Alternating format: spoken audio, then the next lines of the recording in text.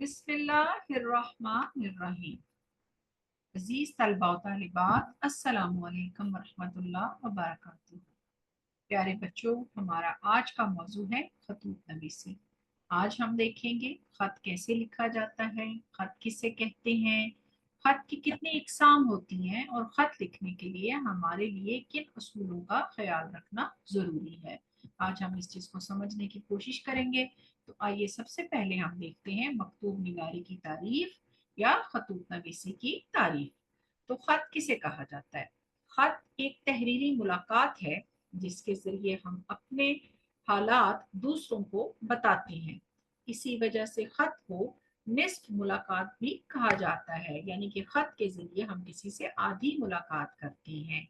अगरचे हम एक दूसरे को देख नहीं पाते, मगर हम अपने और दूसरों के हालात से आगाह हो जाते हैं।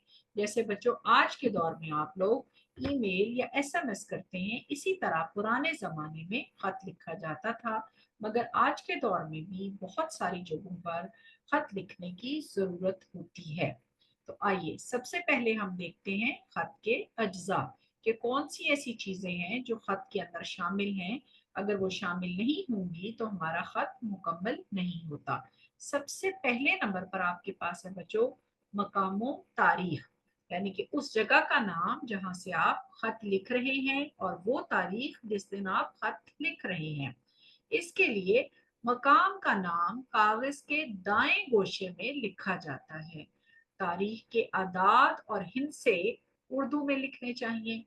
जैसे कि मकाम के लिए आप अपने पेपर में लिखते हैं इम्तिहानी कमरा, और बिल्कुल एन उसके नीचे आप तारीख लिखते हैं। उस तारीख, जैसे आज की तारीख है 13 सितंबर 2024, तो आप उसके नीचे तारीख लिखेंगे बिल्कुल इसी अंदाज में उर्दू के आदाद और हिंसे इस्तेमाल करते हुए।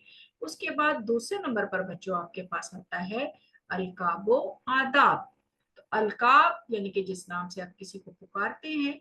मकतूब अलैह को मुखातिब करने के लिए जो अल्फाज इस्तेमाल किए जाते हैं उन्हें अलकाब कहते हैं। बच्चों, मकतूब अलैह से मुराद है जिसको हम खत लिख रहे होते हैं। खत लिखने वाले को मकतूब निगार कहा जाता है और जिसके नाम खत लिखा जाता है उसको मकतूब अलैह कहा जाता है। अलकाबो अदाब मकतूब अलैह के मकामो मर्तबे के मुताबिक होना चाहिए। जैसे कि अगर आप अपनी वालदा को खत लिख रहे हैं तो आप लिख सकते हैं अम्मी जान या प्यारी अम्मी जान। और अगर आप अपने वालिद साहब को खत लिख रहे हैं तो आप लिख सकते हैं वालिद ग्रामी कदर या मुहतरम वालिद साहब या प्यारे अब्बा जान। उसके बाद अगर आप अपनी बहन को खत लिख रहे हैं तो आप लिख सकते हैं ख्वाहिर अजीज या प्यारी बहन। और भाई को खत लिखते वक्त भी आप लिख सकते हैं बरादर मुकर्रम या मेरे अजीज भाई। उसके बाद उस्ताद मुहतरम आते हैं। उसके बाद अगर आप अपने किसी दोस्त को खत लिख रहे हैं तो आप लिख सकते हैं मुहब्बे मुकर्रम या अजीज दोस्त या प्यारे दोस्त। और किसी अजनबी को खत लिखने के लिए हम मुकर्रमी और मुहतरमी वगैरह जैसे अल्फाज इस्तेमाल कर सकते हैं। उसके बाद बच्चों आदाब। आदाब में हमेशा बड़ों को अस्सलामु अलैकुम लिखना चाहिए, मगर अस्सलामु अलैकुम में वाओ का इस्तेमाल गलत है, क्योंकि अस्सलामु में मीम के ऊपर पेश लगा होता है, इस वजह से वाओ की गुंजाइश नहीं है। और अगर आप छोटों को खत लिख रहे हैं या अपनी उम्र के लोगों को खत लिख रहे हैं तो आप सलाम मसनून और सलाम न्याज वगैरह के अल्फाज भी लिख सकते हैं। उसके बाद आपका अगला जो हिस्सा है वो आपके खत का बुनियादी और मरकजी हिस्सा है, उसे कहा जाता है नफ्से मजमून। ये खत का मरकजी और अहम हिस्सा होता है। कातिब मकतूब अलैह को जो कुछ लिखना चाहता है इस हिस्से में तहरीर करता है। ये हिस्सा मौसर और जानदार होना चाहिए, और एक उम्दा खत को जांचने का यही मेयार है कि उसे इसे खत का मतन भी कहते हैं। और उसके बाद बच्चों आप लिखेंगे खात्मा। खात्मा, ये आपके खत का आखिरी हिस्सा होता है। इसमें आप दुआया कलमात लिखते हैं और उसके साथ अपने खत का खात्मा करते हैं। उसके बाद आएगा पता, जैसे आपने ऊपर पता लिखा था, जिस बंदे को खत लिखा, जिस जगह से खत लिखा जाता है, यहाँ आप मकतूब अलैह का नाम व पता दर्ज करेंगे। खत के ऊपर मकतूब निगार का नाम व पता होता है और खत के आखिर पर मकतूब अलैह का नाम व पता दर्ज किया जाता है। तो आइए अब हम देखते हैं कि खतूत की कितनी इकसाम होती हैं। पहले नंबर पर आते हैं हमारे पास रस्मी खत। रस्मी खत वो होते हैं बच्चों जो सरकारी या कारोबारी मकासद के लिए लिखे जाते हैं, जैसे दरख्वास्त या इत्तला, या हमारी रोजमर्रा जिंदगी के अंदर तिजारती और सनती इदारे बिलअमूम इसी रंग में खतूत लिखते हैं और एक दूसरे को भेजते हैं।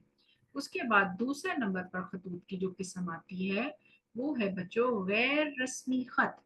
ये दोस्ताना या जाती मकासद के लिए लिखा जाता है, जैसे हम दोस्त या रिश्तेदारों को लिखे गए खत को रस्मी खत कहते हैं, और ये खतूत निजी खतूत भी कहलाते हैं।